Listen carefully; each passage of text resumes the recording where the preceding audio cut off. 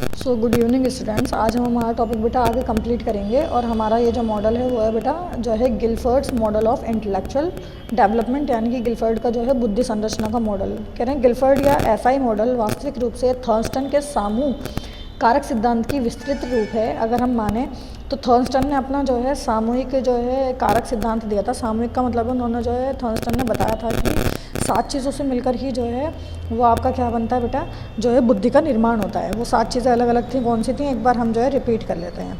क्या क्या था बेटा? अंक योग्यता आ जाएगी, स्थान संबंधी योग्यता आ जाएगी, मेमोरी पावर आ जाएगी, वर्ड फ्लुएंसी आ जाएगा, सही है, रीजनिंग आ जाएगा, स्पेशल एबिलिटी, परसेप्शनल स्पीड, ये सारी चीज़ें इसमें आ जाती हैं।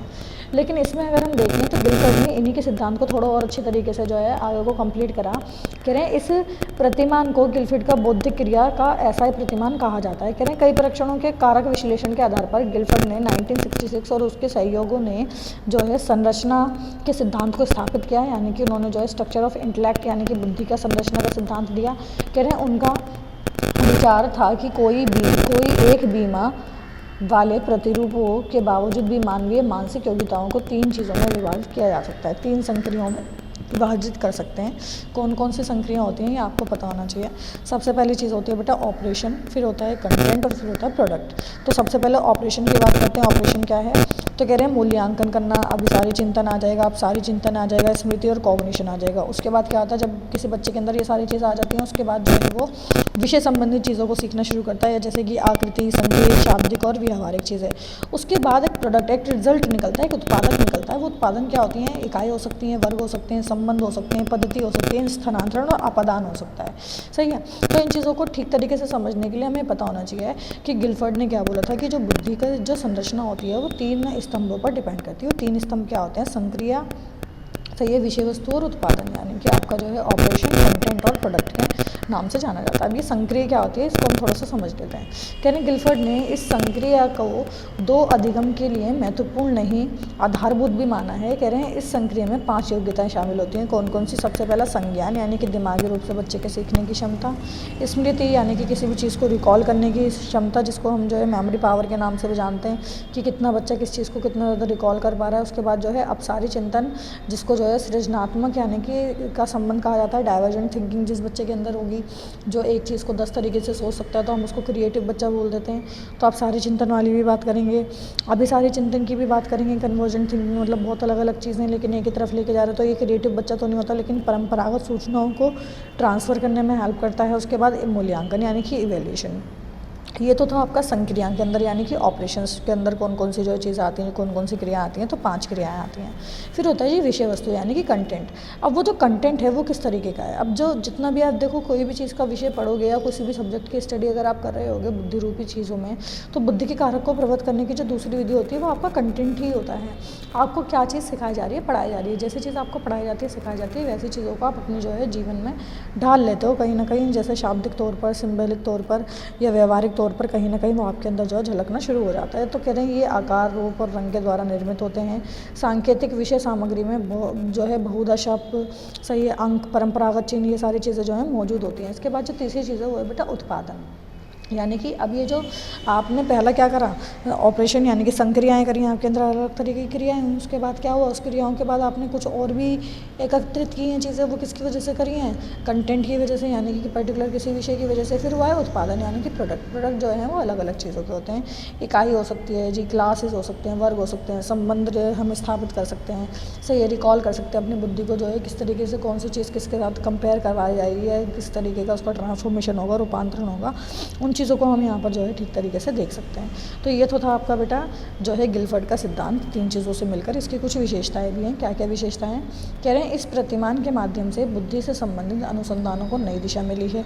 तो ये एक तरीके की नई दिशा मिल गई है कि बुद्धि किस तरीके से, किस तरीके की बुद्धि की संरचना होती है, कौन कौन सी चीज़ें जो हैं इसमें महत्वपूर्ण है, कौन कौन सी चीज़ों को देखने के लिए मिला जाता है। कह रहे हैं पर्याप्त बुद्धि होने के बाद भी सीखने में असफल रहने वाले लोगों को भी ज़्यादा जो है यहाँ पर थोड़ी सी मदद मिल जाती है। कि जो लोग पहले चीज़ों को नहीं सीख पाए हैं, सही है, या इनकम्प्लीट उनके अंदर इंटेलिजेंस लेवल है, या उनको ये नहीं पता कि बुद्धि का निर्माण किस तरीके से सटीक रूप से हो सकता है, तो काफ़ी लोगों को ऐसे हेल्प मिलती है, मनोवैज्ञानिक लोगों को भी हेल्प मिलती है, सही है। कह रहे हैं ये सिस्टमैटिक होता है और उसके साथ ही बालकों के मार्गदर्शन और निर्देशन का भी एक तरीके का महत्वपूर्ण सिद्धांत है। आलोचनाएँ क्या क्या है इस मॉडल को लेकर, किस लोगों ने कौन कौन सी चीज़ें कही हुई हैं कि ये मॉडल क्यों अच्छा नहीं है। तो कह रहे हैं इस मॉडल के कारक के आधार पर बनाए गए परीक्षण की भविष्यवाणी संदेहप्रद है, यानी कि आने वाले टाइम में जो बच्चा है उसके, या जो भी लर्नर है जिसको हम सीधा अधिगमकर्ता के नाम से जानते हैं, तो भविष्य काल में उसको कौन कौन सी प्रॉब्लम्स देखने के लिए, फेस करने के लिए मिलेंगी, उससे रिलेट करती हुई चीज़ें इसके अंदर नहीं हैं। गिलफर्ड के द्वारा बताए गए जो कारक हैं वो संकीर्णता से अधिक हैं, संकीर्णता अधिक है उनकी। संकीर्णता का मतलब क्या होता है कि थोड़ा सा उसमें जो है कहीं ना कहीं शक है। अब बात करते हैं जी सृजनात्मकता क्या होती है, क्रिएटिविटी। देखो मैं आपको एक चीज़ बार बार समझाती हूँ, अगर आप कोई बच्चा जो है, मैं बोलती हूँ कि अगर कोई बच्चा क्रिएटिव है, इसका मतलब वो एक चीज़ को 10 तरीके से सोच सकता है। मैं आपसे बोलूँ कि हॉर्स की ड्राइंग करके देखो, तो कोई बच्चा हो सकता है हॉर्स को ब्राउन में बनाकर किसी और कलर में, किसी और वे में बनाए, कुछ कार्ट शीट्स को काट के छोटे छोटे पेपर से बनाएं, कुछ हो सकता है थंब प्रिंटिंग से बनाएं, हो सकता है कुछ किसी और तरीके से बनाएं। मतलब अगर एक बच्चा एक ही चीज़ को बार बार, जब मैं उसको कोई टास्क दे रही हूँ और वो हर बार उस टास्क को थोड़े अलग वे में रिप्रेजेंट करता हुआ नजर आ रहा है, इसका मतलब इसका जो थिंकिंग प्रोसेस है वो डाइवर्जेंट है। और जिन बच्चों के अंदर अपसारी चिंतन मिलता है, यानी कि डाइवर्जेंट थिंकिंग मिलती है, वही बच्चे क्या कहलाते हैं, क्रिएटिव कहलाते हैं, सृजनात्मक कहलाए जाते हैं। तो कह रहे हैं जो है सृजनशीलता, सृजन और शीलता दोनों से मिलकर बना है। अगर हम बात करें, कह रहे हैं जिसमें सृजन का अर्थ यानी कि निर्माण करना, बनाना, सृजन करना, और शीलता का प्रयोग करने में शामिल है। क्रिएटिव बच्चा हमेशा अपने थॉट्स को इस तरीके से रिकॉल करेगा, इस तरीके से उसका इस्तेमाल करेगा, जिसकी वजह से वो किसी चीज़ को काफ़ी बेहतर और नए तरीके से रिप्रेजेंट कर सके। इसी को हम जो है क्रिएटिविटी के नाम से जानते हैं। तो कुछ डेफिनेशंस हैं जिनकी, डेफिनेशंस को पढ़ लेते हैं, क्या क्या डेफिनेशंस हैं। तो कह रहे हैं जैसे आइजैक ने और उनके साथियों के अनुसार जो है सृजनात्मकता बालकों में वह योग्यता है जिसके द्वारा जो है नए संबंधों का ज्ञान होता है और उनके चिंतन में परंपरागत प्रतिमानों से हटकर असाधारण विचार आने लग जाते हैं। सो ये मौलिक विचार आने लग जाते हैं, उनकी क्रियाएं चेंज हो जाती हैं, कल्पनाओं में जा सकते हैं, आविष्कार कर सकते हैं। क्रिएटिव बच्चा ही आविष्कार भी करेगा। जो क्रिएटिव है, जो नई चीज़ को थोड़ा सोच पा रहा है अपने तरीके से, वही बच्चा क्या करेगा बेटा, आविष्कार भी करेगा। कहीं ना कहीं वो कुछ ऐसी नई चीज़ को भी प्रोड्यूस करेगा जो कि हम प्रोडक्शन जिसका नहीं कर पाए थे। कुछ ना कुछ चीज़ों में हमें प्रॉब्लम आ ही रही थी। जैसे स्किनर ने बोला, स्किनर क्या मानते हैं कि सृजनशील विचारक वे होते हैं जो क्षेत्रों की खोज करते हैं और नए अवलोकन करते हैं, भविष्यवाणी देते हैं नई नई चीज़ों के, और नई नई चीज़ों को निष्कर्ष निकालते हैं। सही है। इसी तरीके से गिलफोर्ड ने भी बोला, गिलफोर्ड ने क्या बोला कि जो सृजनात्मक बालक होते हैं अधिकतर उनके अंदर सामान्य गुण होंगे, लेकिन वो केवल भौतिकता से समान रूप से नहीं होंगे, उनके अंदर लचीलापन होगा। वो अपने थॉट्स को अलग अलग तरीके से यूज़ करना जानते हैं, अपने सेंसेस को यूज़ करना जानते हैं। वो अपने एक्सपीरियंसेस को रिकॉल करके किसी न किसी चीज़ में कुछ नया निष्कर्ष और कुछ नई क्रिएटिविटी शो करने की कोशिश हमेशा करते ही करते हैं। मतलब ऐसे बच्चे काफ़ी ज़्यादा सृजनशील होते हैं। उनके अंदर ऐसी चीज़ें ज़रूर पाई जाएंगी जो कि कहीं ना कहीं जो है रिलेट करते हुए नजर आएंगी, कि वो कुछ नई थ्योरीज, नई चीज़ों में अपना योगदान देते हुए नजर आए। जैसे स्कूल्स में या फिर आपको कभी मिला होगा, कुछ बच्चों को अवार्ड दिया जाता है ऑलराउंडर का। इसका मतलब क्या है कि वो बच्चा हर फील्ड में काफ़ी अच्छे तरीके से अपना रिस्पॉन्स देता है। मैं नहीं कहती फर्स्ट आता है, लेकिन रिस्पॉन्स बहुत अच्छे तरीके से देता है, बहुत ठहराव के साथ रिस्पॉन्स देगा। उसका रिस्पॉन्स देने का जो तरीका होगा थोड़ा नया होगा, थोड़ा नए वे में इंट्रोड्यूस कराने की कोशिश करता है। तो इन सारी चीज़ों से लेकर तो कह रहे हैं उपरोक्त जो है परिभाषाओं के आधार पर सृजनात्मकता की कुछ विशेषताएं होती हैं। सबसे पहले क्या होती है बेटा, कह रहे हैं सृजनात्मकता सार्वभौमिक होती है और सभी प्राणियों में जो है एक जैसी होती है, किसी में एक जैसी नहीं होती। किसी में हो सकता है कि अधिक होगी, किसी में हो सकता है कि कम होगी। मैं ये नहीं कह सकती क्लास में अगर 40 बच्चे हैं तो 40 में से 40 के 40 बच्चे क्रिएटिव होंगे, नहीं हो सकते बेटा। 40 में से कुछ ही बच्चे होंगे जो कि क्रिएटिव हैं। मतलब क्रिएटिविटी होती तो ज़रूर हर प्राणी के अंदर मौजूद है, टैलेंट तो है हर एक किसी के अंदर, लेकिन उस टैलेंट को पहचानना और उस टैलेंट का हर अच्छे तरीके से जो है उपयोग करना, ये हर किसी के बस में नहीं होता। इसको काफ़ी टाइम लगता है देखने परखने में। नेक्स्ट चीज़ क्या होता है बेटा, सृजनात्मकता योग्यता, प्रशिक्षण और शिक्षा द्वारा विकसित की जाती है। मतलब जिस तरीके से हम बच्चे के अंदर जो है उसके टैलेंट को ही, उसकी एबिलिटीज़ को ही क्रिएटिव कर सकते हैं उस बच्चे के अंदर, लेकिन डिपेंड करता है कि जो शिक्षा उसे दी जा रही है ना बेटा, जिस मेथड्स का इस्तेमाल किया जा रहा है उसको शिक्षा देने के लिए, वो मेथड्स कुछ इस तरीके के हों कि किसी भी इंसान को किसी तरीके की कोई प्रॉब्लम नज़र ना आए। मतलब बच्चा बेहतर ही हो, हम निखार करें उसके टैलेंट के अंदर, है ना, उसको दबा के ना रखें, उस टैलेंट को उसका निकालें। कह रहे हैं सृजनात्मक प्रक्रम से जो उत्पादन होता है वो मौलिक होता है, यानी कि ओरिजिनल होता है। क्रिएटिविटी हमेशा बेटा ओरिजिनल होती है, किसी से टीप के, किसी के थ्रू देखकर क्रिएटिविटी कभी भी शो नहीं की जा सकती। जो बच्चों को हम बोलते हैं कि बहुत ज़्यादा क्रिएटिव है, इसका मतलब वो हर चीज़ को कुछ अच्छी तरीके से करने की कोशिश करता है, लेकिन अगर हम किसी चीज़ को देख कर, परख कर, उसको टीप के या फिर उसकी नकल करके कर रहे हैं तो वो चीज़ देखने में तो अच्छी ज़रूर लगेगी, लेकिन वो क्रिएटिव नहीं है, क्योंकि उस केस में जो है बच्चा उन चीज़ों को किस तरीके से कर पा रहा है, वो जो है टीप के कर पा रहा है, अपने खुद की सोच लगाकर, अपना खुद का चिंतन लगाकर, अपने क्रियाओं के थ्रू नहीं कर पा रहा। बच्चा काल्पनिक नहीं है उस केस में। बच्चे ने गूगल से कुछ चीज़ें देखी और उसमें से देखकर जो है ना इस तरीके से छाप दिया, तो बच्चा वहाँ पर काल्पनिक का है, काल्पनिक तो वो किसी केस में है ही नहीं। कह रहे सृजनात्मकता नए सिद्धांतों का भी निर्माण करती है ना। सृजनात्मकता किसी विशिष्ट समय, स्थान या माध्यम से किसी व्यक्ति से बिल्कुल क्या होती है, अनजान होता है। कभी कभी व्यक्ति को भी नहीं पता होता कि व्यक्तिगत तौर पर वो सृजनशील है या नहीं है, मतलब उसके अंदर क्रिएटिविटी है या नहीं है। वो क्रिएटिविटी का मौका उसे कब मिलता है, जब कोई पर्टिकुलर कंडीशन उसे प्रोवाइड करवाया जाए। तो ये एक जो है अध्यापक को ये सुनिश्चित करना चाहिए कि वो अपने बच्चों को कुछ इस तरीके का जो है वातावरण प्रोवाइड करवा सके, जहाँ पर वो बच्चे के साथ कहीं ना कहीं किसी न किसी तरीके से ऐसी अपॉर्चुनिटीज़ को दे जहाँ बच्चा अपने टैलेंट को इस्तेमाल कर सके और उसको मौके मिलते रहें कि वो कहीं ना कहीं अपनी क्रिएटिविटी और बाकी सारी चीज़ों को शो कर पाए। कह रहे हैं सृजनात्मक संवेगों को उत्पन्न करने या उकसाने की योग्यता होती है। कह रहे हैं सृजनात्मक आंतरिक रूप से होने वाले परिणाम प्रक्रिया कॉमन सेंस की बात है। शक्ल देख के आप नहीं बता सकते कोई बच्चा क्रिएटिव है या नहीं है, वो इंटरनली ही होता है।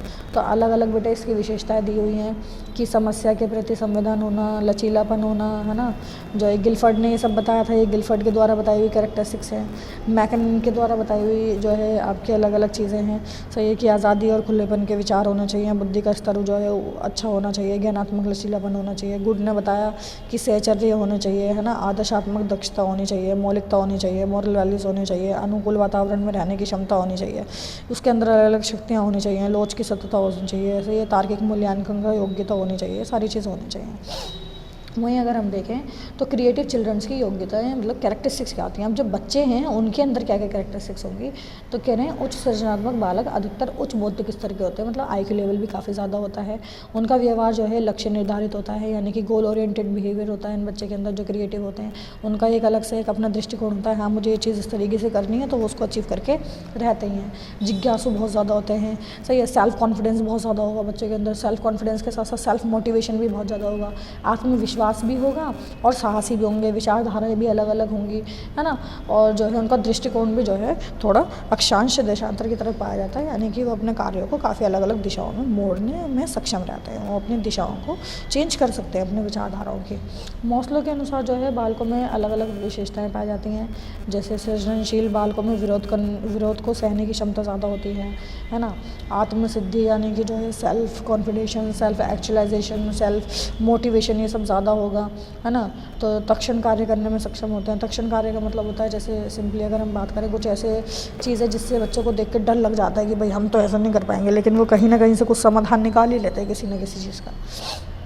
तो नेक्स्ट बात करें अगर हम, तो ये तो अलग अलग बेटे ज़्यादा इंपॉर्टेंट नहीं है, किसी भी एक का पूछ लेते हैं कि बताओ क्रिएटिव बच्चा है तो उसकी विशेषताएं क्या क्या होंगी। तो यहाँ पर है आपका सृजनात्मक बालकों के व्यक्तित्व और व्यवहार संबंधी विशेषताएं। उनके व्यवहार में क्या क्या पाया जाता है, तो बच्चों के अंदर मौलिक प्रदर्शन होगा, मौलिकता होती है, नैतिकता होती है। बच्चा बदतमीज़ नहीं होता कभी भी, जो बच्चा क्रिएटिव होगा वो कभी भी बदतमीज़ नहीं होगा टीचर्स के साथ या फिर अपने बड़ों के साथ किसी भी तरीके का व्यवहार ऐसा उल्टा नहीं करेगा। साहस होगा उस बच्चे के अंदर, है ना। उसके अंदर जो है स्मरण शक्ति होगी, मेमोरी पावर काफ़ी अच्छी होगी उस बच्चे के अंदर, सही है जी। अपने जो है वो जो है चीज़ों को जो है उसके अंदर अगर हम बात करें तो एकरसता और उबाऊपन की अपेक्षा कठिन और टेढ़े मेढ़े जीवन पर पथ पर चलने की जो है अग्रसर रहता है। वो ऐसा पाथ हमेशा चूज़ नहीं करता जो बहुत सिंपल होगा, ऐसी चीज़ों को ज़्यादा कैच करते हैं जो कि डिफ़िकल्ट होती हैं, जो बच्चे और करने से घबराते हैं। लेकिन ये सारे बच्चे जो क्रिएटिव होते हैं वो उन्हीं पाथ को चूज़ करते हैं, सही है। उनकी परिस्थितियाँ दूसरों के मुकाबले थोड़ी सी अलग होती हैं। सूक्ष्म पहलुओं को छोड़कर सूक्ष्म पहलुओं पर ज़्यादा ध्यान रखते हैं, ऐसा होल क्वांटिटी पर ध्यान नहीं रखते। रीजनिंग पर ज़्यादा दिमाग रहेगा, तर्क पर रहेगा, विचार अपने जो है एक जैसे रहेंगे। जटिलता और असमरूपता में उनका ज़्यादा लगाव होता है। जो चीज़ें सिंपल होंगी, सिमिलर्स होंगी, उनको ध्यान नहीं देंगे। जो चीज़ें डिसिमिलर होंगी ज़्यादा ध्यान देंगे, सही है। उनका व्यवहार भी अपने आप में कैसा होता है, थोड़ा जो है वो अपने आप को थोड़ा महान समझते हैं। उन्हें ऐसा लगता है कि हम जो है दुनिया से थोड़े से अलग हैं, हमारी सोच, हमारी चीज़ें थोड़ी सी अलग हैं। और यही कारण होता है उनके इस केंद्रीकरण का कि वो डिस्कवरीज भी कर जाते हैं, रिसर्चर भी बन जाते हैं, स्कॉलर्स बन जाते हैं। सही है, आगे जाकर। खैर, प्रोसेस क्या होता है क्रिएटिविटी का? तो बेटा क्रिएटिविटी में 4 चीज़ें होती हैं। सबसे पहला होता है बेटा तैयारी, प्रिपरेशन। सही है, कह रहे हैं इस अवस्था में समस्या पर गंभीरता से कार्य आरंभ किया जाता है, मानसिक स्तर पर समस्या को समझा जाता है और फिर कल्पनाएं की जाती हैं, इमेजिन किया जाता है कि हाँ भाई इसकी चीज़ों को सॉल्व करने में क्या हमारी जो चीज़ हम सोच रहे हैं क्या अप्लाई हो सकती है या नहीं। उसके बाद करते हैं इक्यूवेशन। कह रहे हैं इस अवस्था में एकत्रित की गई जितनी भी सामग्री है उस समस्या को हल करने के लिए उसको एकीकृत किया जाता है। सही है, कह रहे हैं इस अवस्था में बाह्य क्रियाएँ बंद हो जाती हैं। इस अवस्था में हम विश्राम भी कर सकते हैं, मतलब थोड़ा शांत रहने की कोशिश करेंगे। अब सोच लिया लेकिन उसको अप्लाई करने से पहले थोड़ा सा एकत्रित करके अपने पास रखा हुआ है। उसके बाद जो है प्रकाश डालते हैं एकदम से, यानी कि इस अवस्था में चिंतन अचानक से समस्या के समाधान जो है करने लग जाते हैं। फिर हम वेरीफाई करते हैं कि हमने जो चीज़ सोची है क्या वो अप्लाई करने के बाद ठीक रहेगी या नहीं। कितने तरीके की क्रिएटिविटी हो सकती है? क्रिएटिविटी 2 तरीके की हो सकती है, प्राथमिक और द्वितीयक। तो कह रहे हैं 5 भागों में जो है क्रिएटिविटी को अलग अलग तरीके से जो है बांटा गया है। किन्होंने बांटा था? टेलर ने 1974 में। वैसे हम पढ़ के आ चुके हैं कि आइसनर ने जो है आपकी सृजनशीलता को 2 प्रकार से बताया है, प्राथमिक सृजनशीलता और द्वितीयक सृजनशीलता। इसके अलावा अगर हम देखें जो टेलर थे उन्होंने सृजनशीलता को 5 में बांटा है। सबसे पहला होता है उत्पादकता सृजनशीलता। इसका मतलब ये है कि बच्चा पर्टिकुलर कोई प्रोडक्ट आपको नज़र आएगा, मतलब कुछ पैदा करने की प्रवृत्ति में उसका ज़्यादा ध्यान होता है। आविष्कारक का आप नाम से समझ रहे हो कि वो पर्टिकुलर कोई आविष्कार करेगा। अभिव्यक्तात्मक यानी कि वो अपनी चीज़ों को एक्सप्रेस करने में कला के थ्रू या फिर डांस के थ्रू किसी और चीज़ के थ्रू कर सकता है। शोधात्मक चीज़ें यानी कि शोध करने में। शोध का मतलब क्या होता है? किसी चीज़ पे इनोवेशन करना। देखो जो है आविष्कार और शोध में थोड़ा सा फ़र्क होता है, थोड़ी सिमिलर चीज़ें हैं लेकिन हल्का सा माइनर सा डिफरेंस है। आविष्कार का मतलब है तो कुछ नया कर देना, लेकिन जो ये आपका जो है अभिव्यक्तात्मक होता है यानी कि जो इनोवेशन होती है ये क्या होती है? ऑलरेडी एक चीज़ प्रेजेंट है, आप उसको बेहतर बनाने की कोशिश करोगे। सही है। फिर होता है जी जो है आपातित सृजनशीलता यानी कि इमेजिनेटिव। नई चीज़ों को एकदम जो तुरंत में आपके सामने आ जाएंगी उसको किस तरीके से सॉल्व कर सकते हैं, ये वाली चीज़ है। सही है। इसके अतिरिक्त जो है 3 प्रकार की जो है सृजनशीलता होती है। अवसरवादी होती है जी, चांस मिल जाएगा जो तो दिखा पाएंगे। स्पॉन्टेनियस होती है। सही है, जैसे कि जो है क्लासरूम वगैरह में देखने के लिए मिलती है। फिर संरक्षणात्मक होती है। कंजर्वेबल भी होती है, जो पुराने उद्देश्यों की पूर्ति है तो नए तरीके से कंप्लीट की जाती है। ये इंपॉर्टेंट नहीं है और 5 वाला इंपॉर्टेंट था।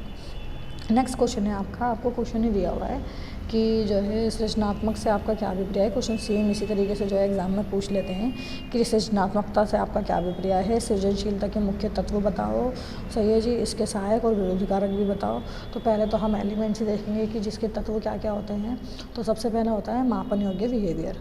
क्रिएटिविटी को हम माप सकते हैं। सही है, माध्यम होता है इसके अंदर, बौद्धिक स्तर भी होता है, मौलिकता होती है, सामाजिक स्वीकृति होती है।